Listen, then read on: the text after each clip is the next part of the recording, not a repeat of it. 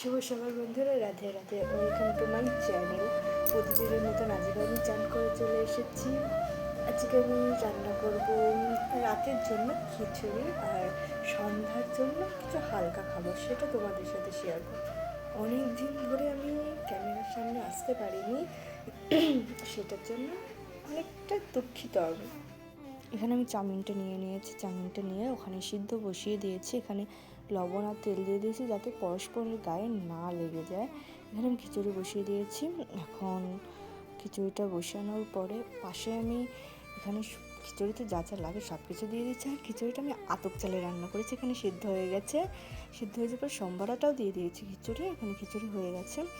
এটা হচ্ছে মাংস, পেঁয়াজ, লঙ্কা দিয়ে দিয়েছি, দিয়ে কষিয়ে নিয়েছি। একটু ভেজে নেব, লবণ, জিরের গুঁড়ো, ধনের গুঁড়ো দিয়ে কষিয়ে নিলাম। এখানে চাউমিনটা আমি এখন দিয়ে দিচ্ছি। চাউমিনটা দেওয়ার পরে নাড়াচাড়া দেবো। দেখোই